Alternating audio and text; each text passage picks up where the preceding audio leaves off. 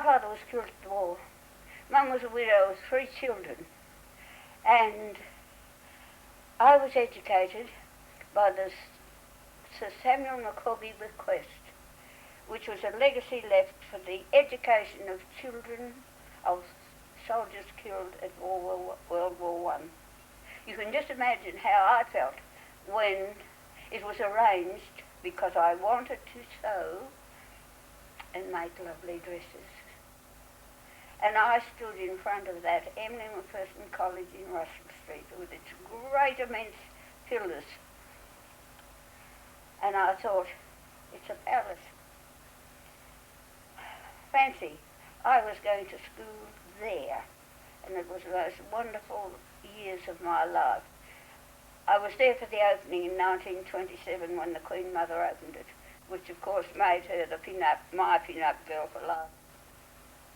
I was there 27, 28, 29 and 30 and enjoyed every moment of it, because being country kids, we were always taught to appreciate everything we had. I was at that college.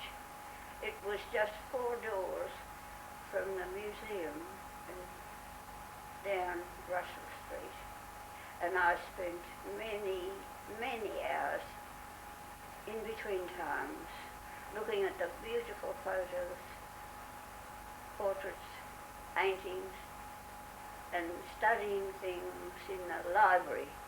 Ball gowns and wedding dresses were the things that I loved to do.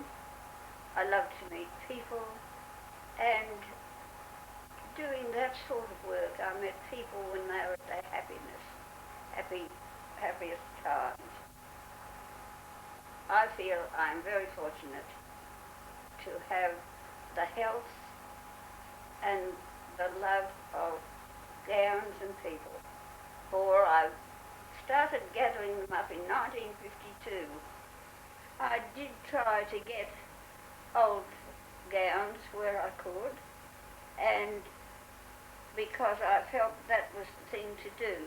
But gradually we have been presented, or I have acquired, gowns of later periods.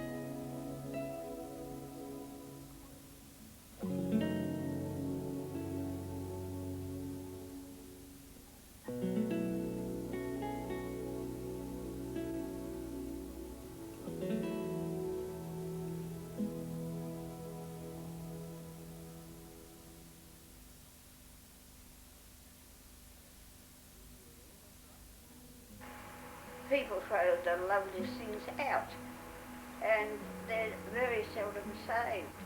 I'm the type of person that saves everything, and we often have a joke about that, because when I said I made my first dress when I was about 9, Wally said sometimes I was still wearing it. I always had time to look after other people, but not always myself. We have 102 life-size models and about a dozen dolls, and they are all dressed in various years from about 1830 right through to the 50s and 60s. Gathering gowns is only part of the operation. Gathering models that are right for the gowns is a very, very intricate job, because if the waist is not right, the length of the waist is not right, arms length of the skirt is not right, you've got to find another model. And we've gone to a lot of trouble having models' arms changed to put them in a different, to show off the sleeves or something to best advantage. We work hard at it and enjoy the job, because people now are coming from near and far to have a look at the gowns we've gathered. There isn't just gowns either. There's the accessories that go with them. If a gown needs a petticoat with a hoop, it's got to have it. If it needs a certain accessory to show it off, an umbrella, a parasol, or purses, and fans, and capes, we've got them all. And at present minute, I'd say we had 400 to 500 gowns.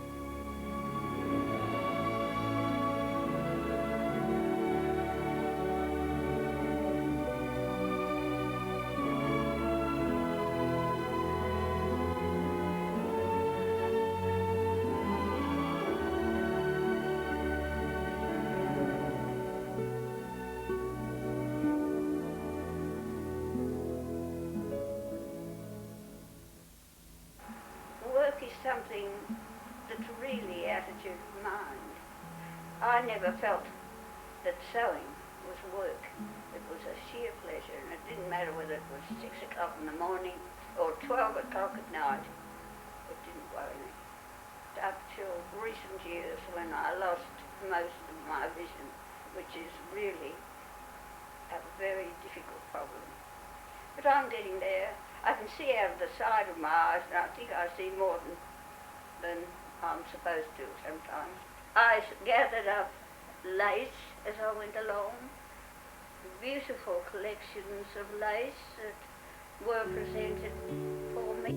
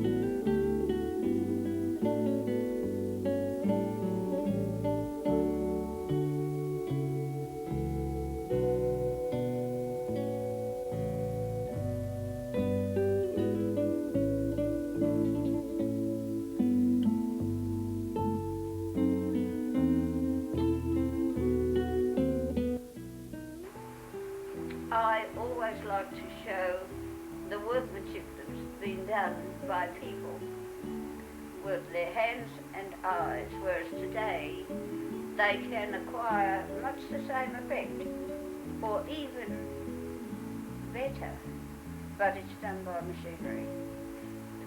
The machines, of course, are terribly important, and the people that invent them are rather wonderful, but I try to show the workmanship done by people.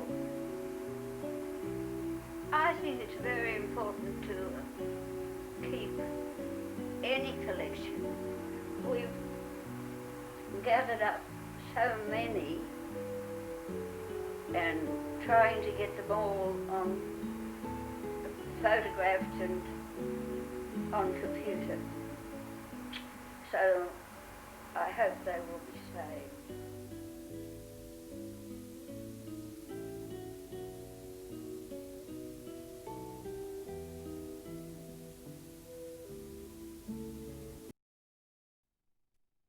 Who's going to take part, and there is Reen, Mrs. Mott's daughter, and some of the guests.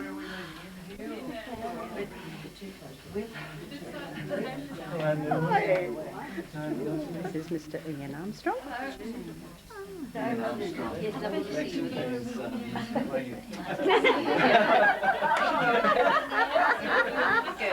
know how you should do it. Now I think everybody's here. Tom Carter. Hi. My name, Winifred Mott, has our dear friend, has asked me to just get the ball rolling today. My apologies for just being on time. We had a Rotary meeting in Frankston at Long Island, so I just made it up the drive. Hope I'm not blocking anybody in. But Winifred Mott is an institution in her own right. She amazes us all with her exploits in gardening, in her authorship of at least 4 books. She was a legend even during the last war. There's been a book written, Heroes at Home and Abroad, where Winifred and her late husband Walter were mentioned, founders of the RSL at Seaford, a nonagenarian. But today the interest is in costume and lace, more particularly lace, where Winifred has excelled in collecting and assembling and displaying lace such as I've not seen anywhere else, and it's a great credit to her. She's written books, as I've mentioned, on genealogy, family history, and has amazed us all even in writing one not only on the mills of Port Fairy but on steam transport, which is something that we mightn't have credited her exceptional talents for. My wife and I collect a few dolls and had a little bit to do with lace, but nothing like Winifred's lifelong passion. She was a very early student at the Emily Macpherson School of Domestic Science, I think they called it in those days, and they had an old girls' day not long back, and I think the oldest student, bar Win, was about 1956 or 57, and Winnie went right back to 1927 or 28, which just 27, nearly got it right. So that is just amazing. So we have amongst us an icon of Melbourne in many ways, as I've just been outlining, and to talk a little bit further about the wonderful lace collections, which includes the Wertheim collection, as well as a lot of others that have been assembled, and they go back centuries. We have none other than another icon of Australia, none other than Dame Elizabeth Murdoch, a hero to us all, and I shan't say any more or I'll be giving the speech, I think. So I'll hand over to Dame Elizabeth Murdoch, who shall carry on a great tribute to Winifred Mott on the subject of lace. Well, thank you very much, Ian. Very kind. You said so much about our dear friend Winifred. She really is one of our most distinguished citizens, not only this area but Australia. But I don't think there's anybody else who has had the skill and the taste and the will to make this remarkable collection. I think it's marvellous for us that we've got all these dresses through the ages, but I think it'd even be better for the next generation, because it is an age, I think, of destruction. Everything's destroyed, nothing's kept, and here in this collection there's everything, as you say, back centuries, and the lace is the most remarkable, wonderful collection. I should think the greatest collection in this country, Winifred? Yes? I think so. You'd be too modest to say. At this stage, I'd like to say we have just received in this house a parcel from Lady Hamer, and in it is her husband's suit and tie, etc., and some magnificent pieces of lace, quite as good as any I have here, and at least a dozen of them. So she was so sorry she couldn't come. Yes, she but apologised. She has such a lot on her plate. And I think that, you know, just in passing, I think Victoria really owes more to Dick Hem than anybody else in his particular fields, and in your field, to you.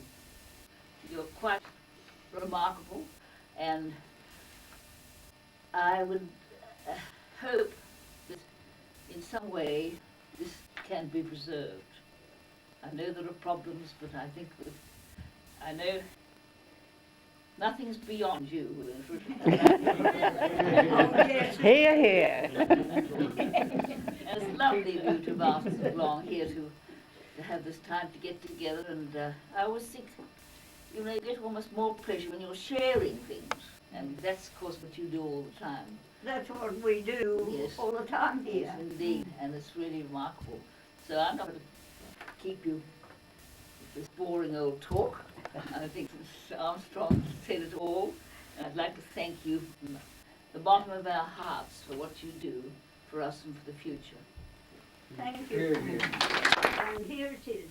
We set it up, you see, it came in an ordinary old box, and it didn't look so much until Winifred got her hands onto it, and look what she's done with it. Mounted it it's very interesting.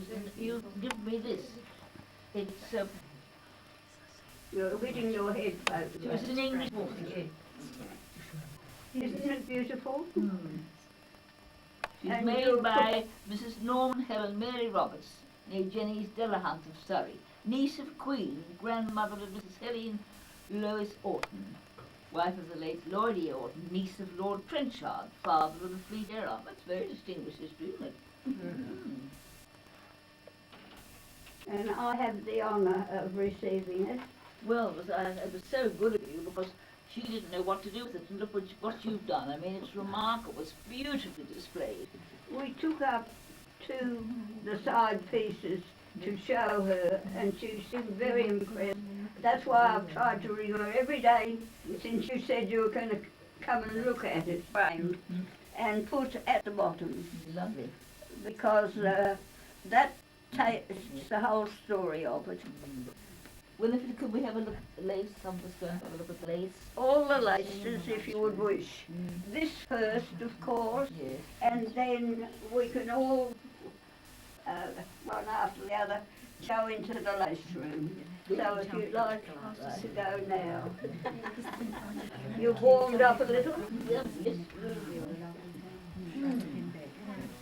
Dame Elizabeth drove herself up my Rivoli Drive. You You really know? has it really. It's beautiful. And that lace was designed in early 17th century, Amazing. and it's made of quarter-inch white tape. Oh, And most laces have descended from that. Over the years, they've done it with finer silk, like that one over there, yes. and then like the blouse on that doll with Yes. finer silk ribbon again, but still the same lace. It gets a different name Oh, it's just every wonderful. time Wonderful. it's done with a finer ribbon. Yes, yes. But remembering also, Swatch collection. yes, Yes. quite right across here. This is That's Irish clothes. that's Irish, but that's part of the work time. Yes. What do you call that now? That's Doesn't matter. Don't worry. Don't worry. I know that all the names, but a bit excited at the minute, dear. You're amazing. The carriage across rise here, Irish, Yes, lovely. Brussels here, Amazing. tatting here, Yes. and crochet. And this, of course, I can't tell you, but I will find out in Wonderful. time. Wonderful. A little, it's an apron. It would have ribbons in here and here Yes. and here. That's beautiful too. Beautiful. Brussels. Just beautiful. Yes. Well- These, they're all beautiful. Oh, they're This good. is 1650.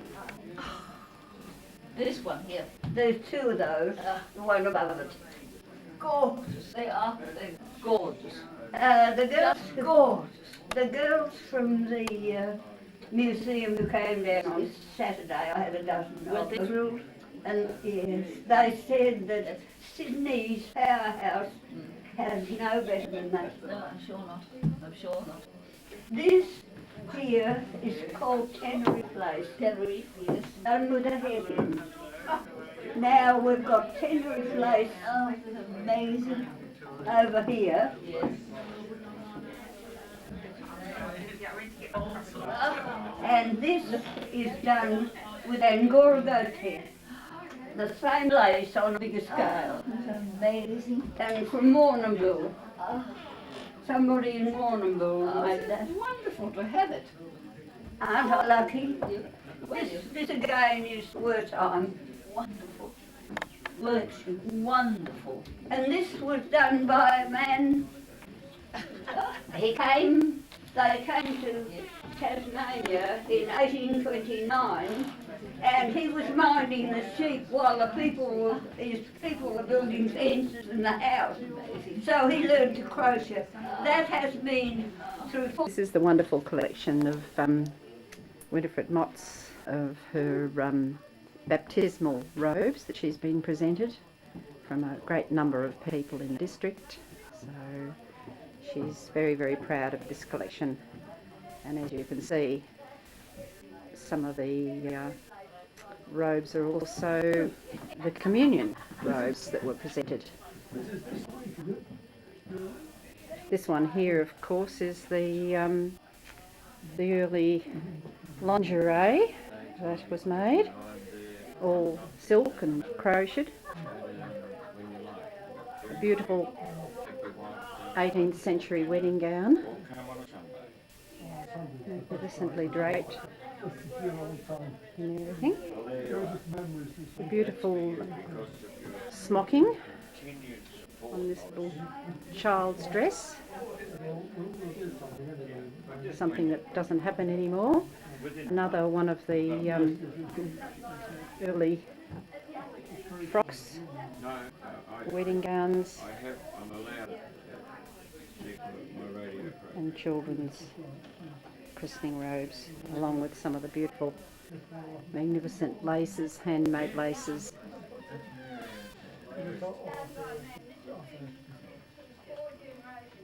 The collection is quite unique, and nobody else would have such a wide collection as these. She's the secretary. She runs the art show.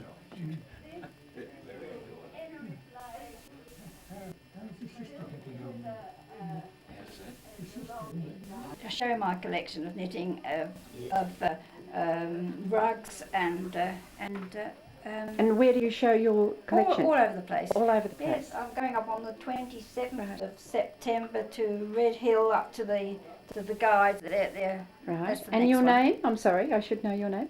Bernie Caldecott. Oh, right. Yes. Burnley. Yes. Lovely. And Right. I showed it all around the Red Cross and for cancer appeals and things like that, and retirement villages. Oh, we'll be in touch with you because we're always looking for things for cancer appeals and things. And Red Cross and Lovely. things like that. So here we are. Very good. And this is That's another one of mine. Bernie's there. Yes. Yes. Beautiful. Very good. Cocktail dress that I gave Mrs. Mott, that she's put a model on, put it on a model. I don't quite know if I look like that, but never mind. Looks nice and slim. Yeah. In this gown here, which is possibly it's an overgown. The beading is quite exquisite. So another one of the wonderful collection that she has in her home. More lace that she's very, very proud of, and some of the other gowns, of course. Everyone has a story to them. Not enough footage on this film to tell the tale behind everything, but a lot of the people have presented her back the gowns she has made for them over the years, including Dame Elizabeth, who had presented her one of her gowns.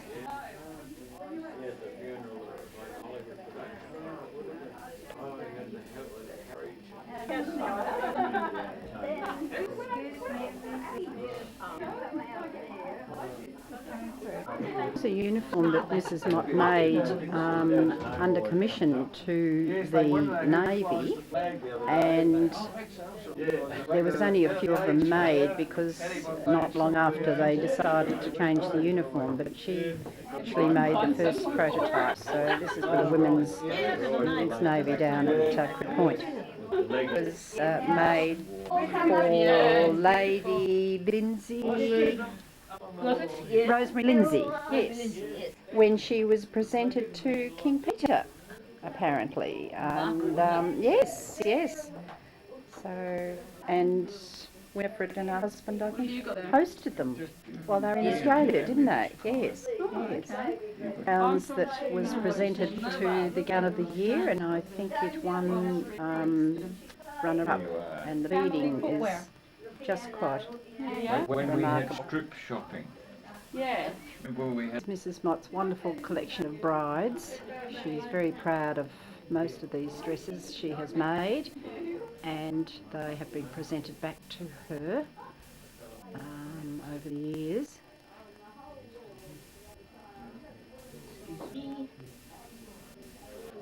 Colonel Weir's military uniform, and this was his daughter's wedding dress at her wedding. Again, Mrs. Mott had made this gown and has been presented it back again. Dame Elizabeth's gowns that Mrs. Mott made, and and Dame Elizabeth presented it back to Mrs. Mott to have in her collection. The wedding dress of Jill Ruxton and Bruce, and they presented Mrs. Mott his suit and wedding dress, so she was very thrilled to have that as well. Again, more of the wonderful collection in Mrs. Mott's home. She has a bridal frock here that goes back to the early 1700s, and the detail in this is just quite phenomenal. You have to really see it to appreciate it, but it's all ribbon lace and quite magnificent in its own manufacture, I guess you'd say. 3 generations of wedding dresses. Mrs. Mott's mother-in-law is the grey, Mrs. Mott herself, her daughter Ream's wedding gown, and I think this was the granddaughter's wedding gown, poor Janet Kelly's wedding dress next to it. So Mrs. Mott's gown itself was quite unique in its own simplicity, but still quite lovely. This one was Laura's. And here was Laurel, who is the daughter-in-law, married Mrs. Mott's son and her maid. And the one next to it is Helen Turner's. Of Zonta presented Mrs. Mott her wedding gown, and then of course the rest of the gowns behind I don't know the history of, but some of them have been made by Mrs. Mott and presented back. So as I said, every gown in the collection has a story, and Mrs. Mott knows the full stories.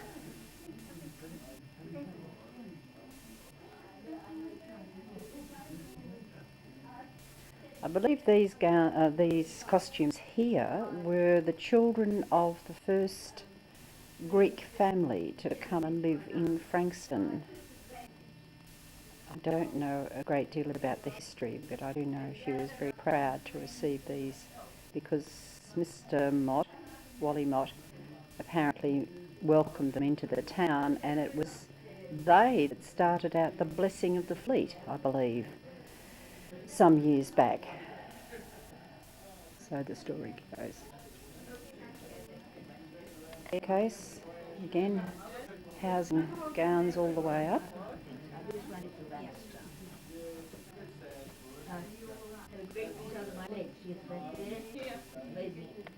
Another beautifully preserved early costume.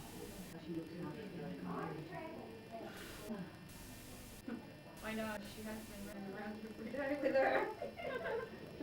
I'm carrying boxes. Painted gown. Yeah, this one, this is a lot You've probably seen all these. And this was a dress that she made, and she asked the local bootmaker if he had any leather, because she wanted to do something that was a little bit unique in the finishing off of this gown. So he presented her with this gold leather, and she fashioned them into leaves and then beaded all around it. Exquisite. Yeah. Spitalfield lace, I've just been told this gown is. And this is another beautiful ribbon lace over jacket. One of her early period costumes, along with some of the other gowns that she had made for the Gown of the Year entrance. And I believe this one was runner-up also. This is just an evening coat she's commissioned to make. Rising up the stairs. Catch me doing that. Are you impressed with this collection? Beautiful. Yes.